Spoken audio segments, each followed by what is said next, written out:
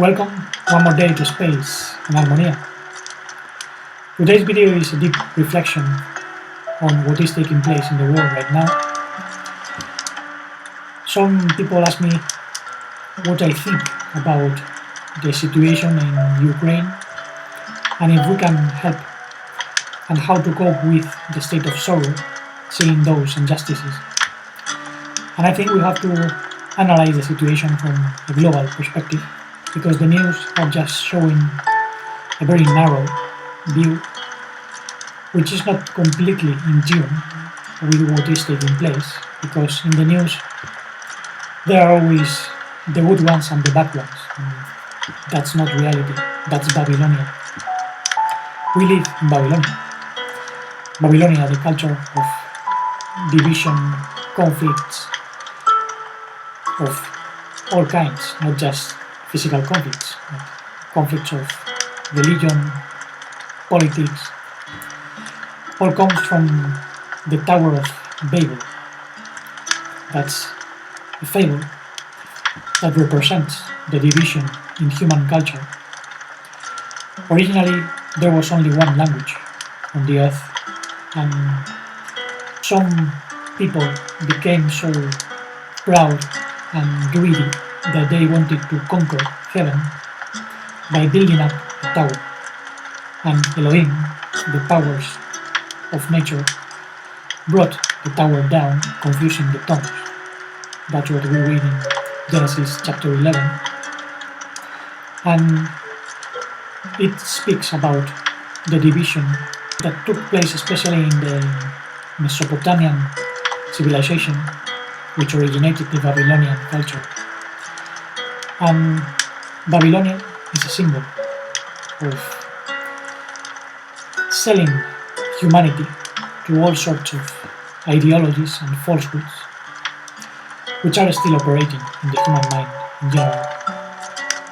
4,500 years ago, humanity was divided into lords and slaves. Those who have power and knowledge control those who have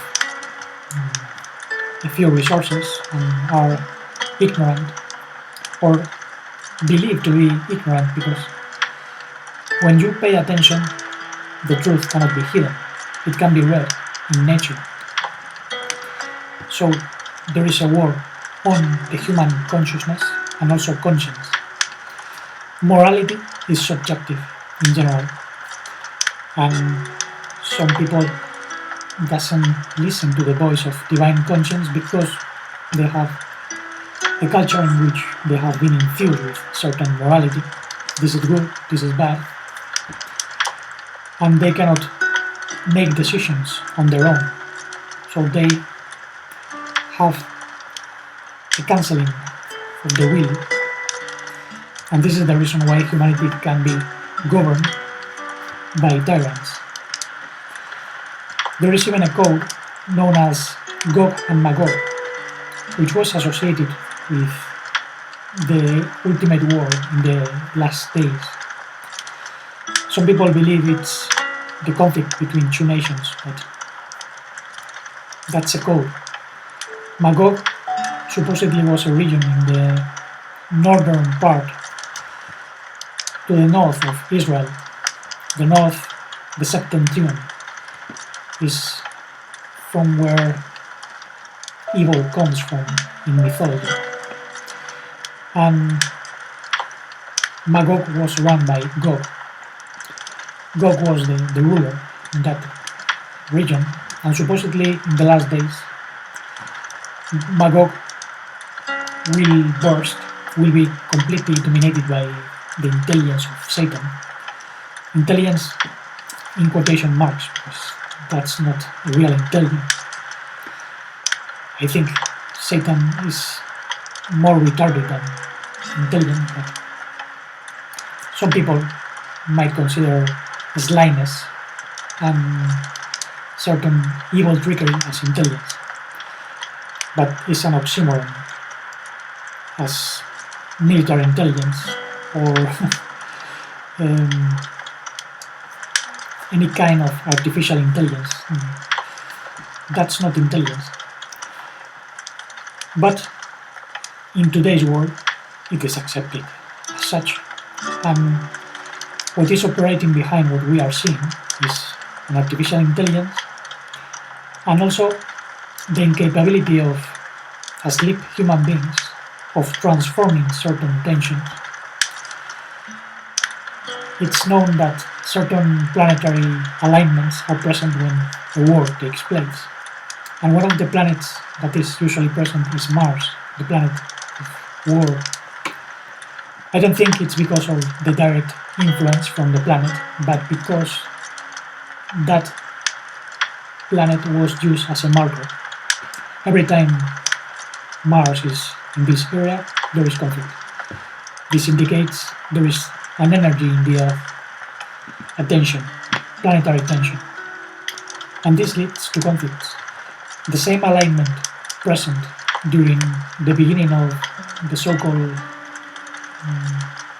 COVID is the same present in this one, in this war, which is not just a war on Ukraine, but an economic war and also a war against truth, as we are going to see. Because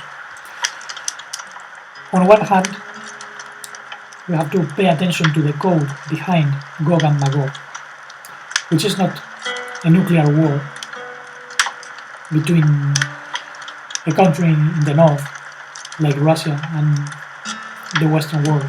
No. Gog and Magog is a code for the exile of consciousness. If you sum up all the letters of Gog and Magog in Hebrew, you get 70. And 70 are the 70 nations that arose in the divided earth after the Tower of Babel. 70 nations are a symbol of division on the earth, and also the exile of consciousness. 7 is a symbol of consciousness, 0 is a stagnation. So all conflicts are casting mud to the eyes of people because they keep them fighting, positioning themselves against some country or another. And in this case, in the conflict of Ukraine, what I see is that both countries are responsible, at least the leaders are responsible. Even when Zelensky, the president of Ukraine, is presented as a hero, even in Europe, he's been encouraged to endure when he is responsible as well for the death of civilians, since he allowed his army to make war possible. Because in a war, there is one that is not fighting, there is no war. So this is obvious. He was a humorist. He was not a politician. He was put there by economic powers. He is supported by Schwab, the president of the Economic World Forum, and supported by Trudeau, the president in Canada. So he has been placed there to open a window to integrate Ukraine into Europe and to make economic war against Russia, which belongs to the Oriental bloc. There are two main economic blocs, the Western and the Eastern. The Oriental, with the power of China, which is gaining the first position in world economy, the Red Dragon, as it's called, and obviously the Western potencies don't want that to take place. They want to keep the military power and economic power, and they need to gain advantage, playing a role with countries. Obviously, they don't just want Ukraine, they probably want the help from Taiwan, which has been targeted by China. And what a coincidence, that the US is sending military boats, ships, to Taiwan, and at least one has been obliged to turn away. I think they are probably sending weapons to Taiwan, and very possibly there is going to be a war there as well. There have been some analysts that say the Western Bloc want to access the economy in South America as well, to gain power, to resurrect like the phoenix from the ashes, because Western civilization is over economically. And obviously the populist governments in South America are a hindrance for the Western Bloc, and there will be an attempt to take control of South American countries. But all this is just the external manifestation of something which is deeper. There are also princes, archons, foreign entities that are handling the situation, managing, directing some nations against others. They don't cause the problem directly, just indirectly. And they get some benefit from it, because control is power. Control on ideologies, especially, not just the economy. If you move people to think in a certain way, they are naked. They cannot receive true intelligence, the true master. And there is a war against human conscience, because human conscience can receive the Holy One. And they know it. So they block all access to the truth because of that. It's not that the truth is hidden, because it's never been hidden. There is no such thing as occult truth. Truth is open, always. But some eyes see it and others don't. And this is because cognitive dissonance. So, the war on conscience implies generating cognitive dissonances and degeneration. For instance, that president of the Ukraine, which is now presented as a hero, seems to appear in a video dressed like a woman, almost like a woman, singing with other 4 or 5 degenerates, and they are singing something which seems satanic.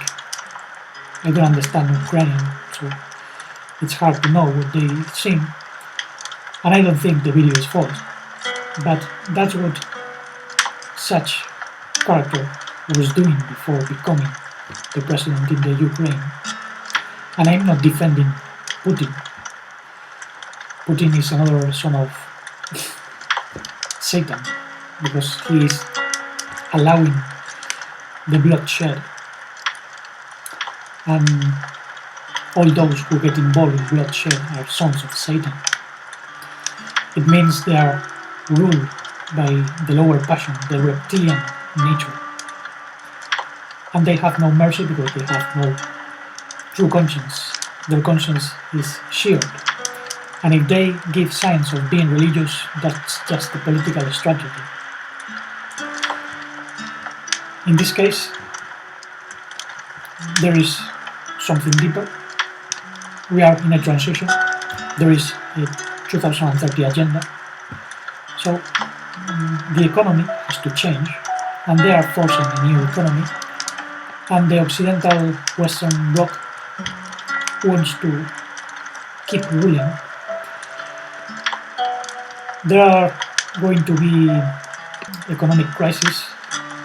The prices are going to be raised, and of course they are going to say it's all because of the war in Ukraine, because of China, but there is more than that, because the economy in which we live is total scam. They are hiding other forms of life which are more in tune with nature. They are hiding other forms of energy which are more in tune with nature, but they are not good for generating business. And as I say, all this is based on ideologies, in part religious ideologies. We see that constantly they are mixing, for instance, Islam and Christianity. They call it Chrislam, and this is supported by Pope Francis. Two religions which are fragmented in hundreds of lines. So that's going to be another strategy. Some people still are very dogmatic. They are infused with very rigid religious way of thinking. Some people even ask me, why do you use the expression Christ if that's pagan? It's funny because they use the expression Messiah, which is just as pagan as Christ. Because Christ comes from Christos, anointed in Greek, and Messiah is connected to Messe, which means crocodile in Egyptian. And according to Gerald Massey, one of the greatest Egyptologists, there was a ritual in which the kings were anointed with the fat of crocodiles, with the Messe. There was even a ritual called like that, because the anointing was associated to kings, to those who can rule. But that word, Messiah, is even more ancient, even Christ or Christus, and you can find it even in the alphabet. Q or HT. The sequence of those letters is Christ, which means conscience in matter, conscience crystallized in the material world. The four sides, the cross of matter, is where consciousness has to come and transform matter, to elevate it. That's basically the Christos, Christ. Messiah in English is a little bit confusing because it includes the word mess. And remember that words are like spells. If you pronounce a word which contains something negative, you are self-canceling. As for instance when saying harmony. That's horrible. Harmonia doesn't harm. To say leave contains evil, bad words. There are many words like that. I don't think that's a coincidence. I think that's part of the Babelic mind infused into the human cognition. Because there is a sort of reptilian understanding, the intelligence of the serpent, and that confuses the languages, that makes others the enemies of oneself. When in reality, there is no division. There is a unified field of interactions, and this is something that is blocked even in science because of political and economic interests. This is another aspect. Now, before going into that, another example would be the word for Messiah, Isu, Yeshu, Yeshua, Yahushua. In Latin it was Yesu, in Greek it was Jesus, or Yesu. And in Hebrew it can be read as Yahushua, Yeshua. In Aramaic it's read as Ishu. And that's even closer than Jesus, which sounds more like the Greek. But in Greek, Jesus doesn't mean salvation. It's a transliteration from the Hebrew. So to say Yeshua or Ishu in Aramaic implies that you understand. At least that means salvation by a way of living, implying that it's not an external character that comes to save you. You must be part of the collective body of the Christ Jewish. This is not a question of adopting a religion, an ideology, This is not a question of dividing ourselves with language. Language is just relative to the culture, even though some expressions are too far away from the truth. In Spanish, for instance, to say Jesus is totally different. It's Jesús. That doesn't mean salvation, and it sounds even like a Celtic god, Jesus. It was worshipped like that in the Celtic pantheon. And it's part of the Babelic confusion. And the same goes for scientific doctrines. Quantum mechanics, for instance. I studied the philosophy of quantum mechanics in the university, and in the end I got to the conclusion that quantum mechanics is just a theoretic approach to reality which has nothing to do with reality. Even if some people say it's the key to reality, that everything is quantum, there are no real quanta in nature because everything is flowing. There are no packages totally separated. Everything is connected. There is a conflict within quantum mechanics which is known as the wave-particle paradox. When you measure reality, it seems made of particles. When you are not measuring or looking, it seems made up of waves. Because it's a field comprised of superimposed fields, forces. And that was known in ancient times as the etheric field or ether. There was even a Jewish philosopher known as Baruch Spinoza, and he tried to make sense of the God of the Bible, Yud Gog Elohim, and he spoke of the infinite substance. And he said the infinite substance is Deus sive natura, God as nature, Elohim in Hebrew. And God as nature has two modes, natura naturans and natura naturata. Natura naturans is what produces several phenomena, and natura naturata are the phenomena. Yud Gog is the divine verb that generates something, bringing something into existence, and the objects of such existence are somehow the result of that process. Those would be the Elohim that have been manifested. Elohim comes from El. El is connected to electricity. Electricity is dual. It has a positive pole and a negative pole. This is why all gods starting with El are dual, are good and bad. Elohim, they can be fallen or they can be helping into the process of consciousness evolution. And going back to why quantum mechanics is in trouble, they are denying ether, for instance, and they call it another way. They speak about dark matter or the cosmic form, quantum form, all to avoid calling it ether, because all the great masters spoke about the etheric field.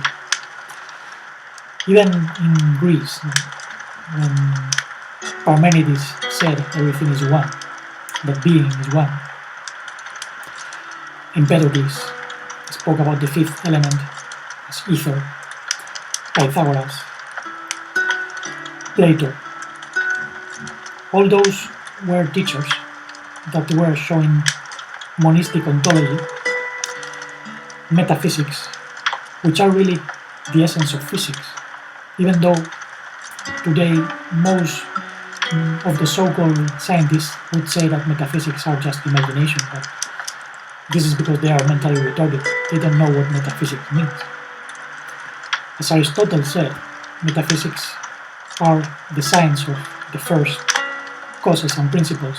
So if you look for the truth, you must go to the source. You must be transcendental and know the first principles. What are you? And you have to distinguish those principles from the attributes. One thing is the absolute, and a very different thing is the attributes with which the absolute is manifested. I think ether in itself is an attribute.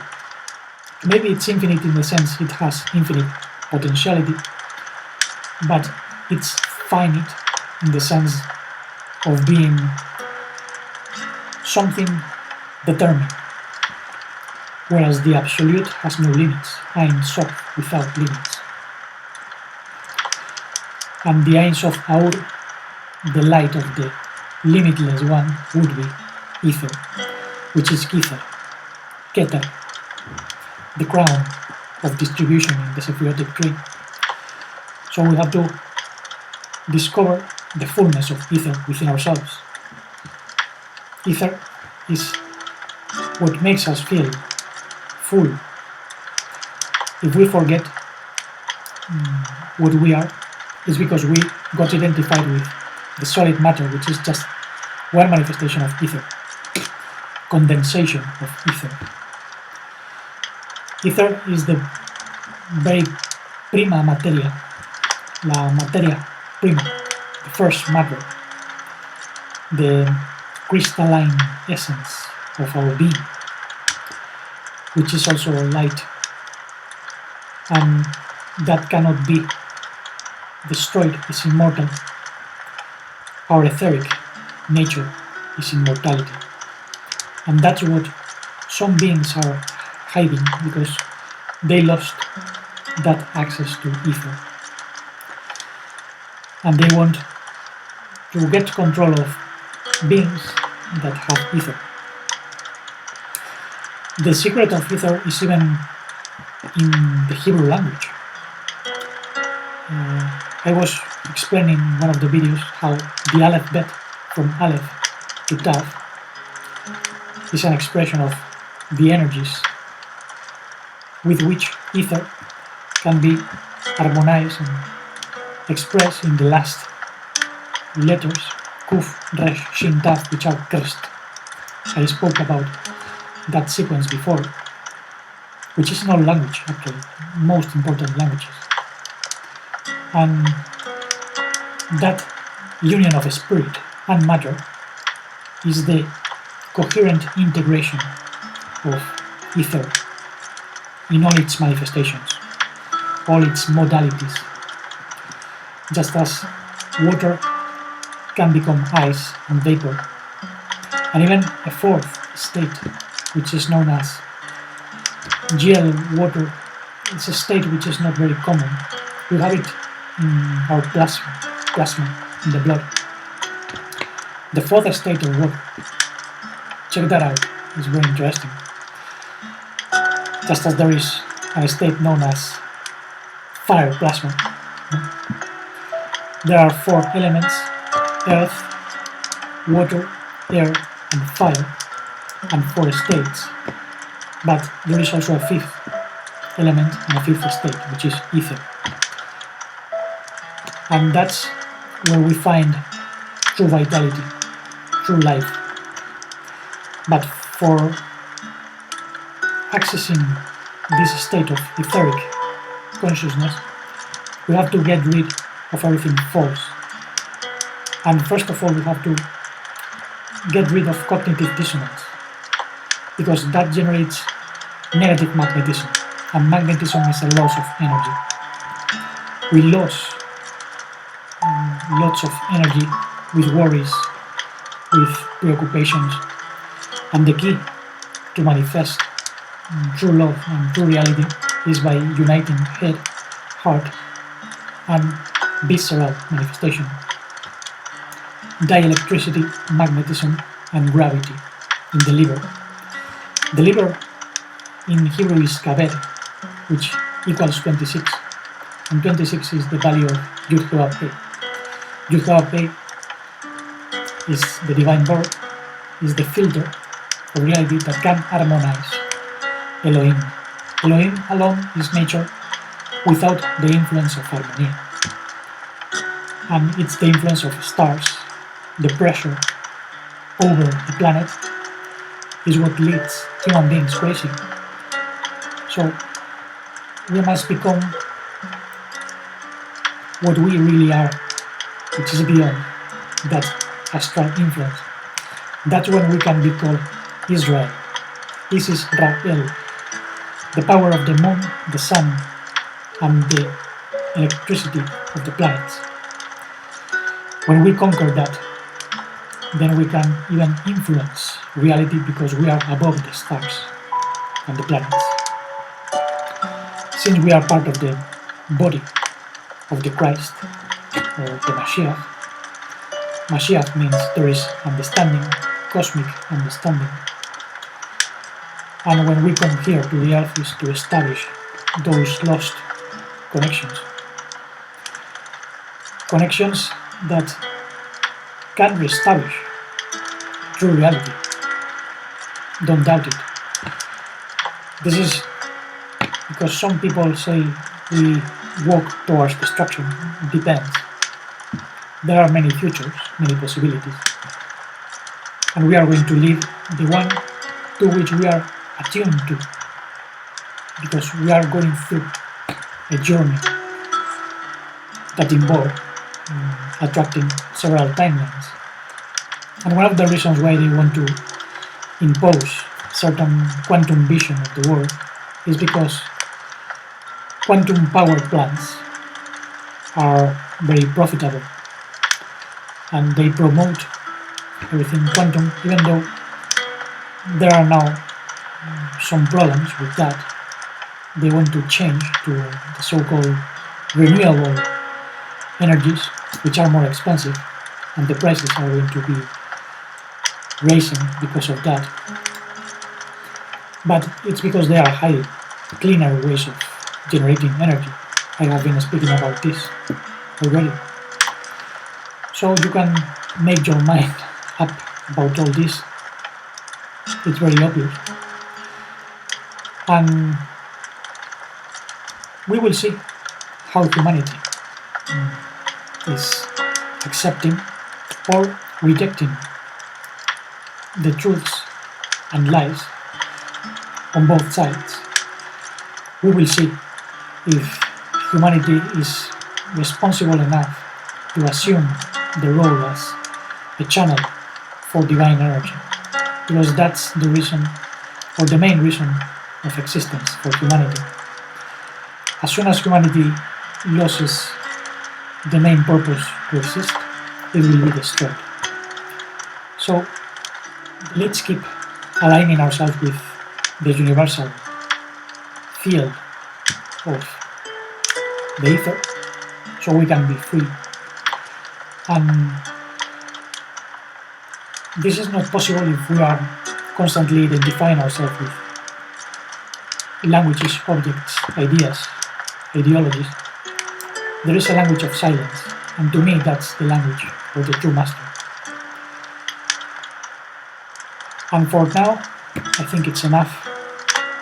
Thank you very much for listening. I don't want to make the video longer.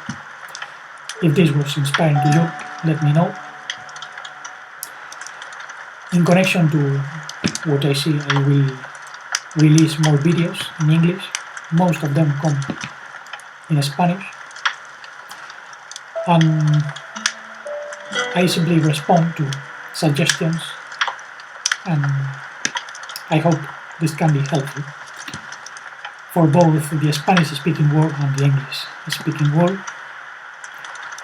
Thank you very much for being there, listening, and let's keep cleaning the mind and the heart, getting rid of all the poison, overcoming hatred, division, jealousies, confusion. Let's find clarity in our etheric, pure nature, distributing our gifts with the kettle of life, the crown of life, to express the infinite love and modified life, integral conscience and deep blissful serenity.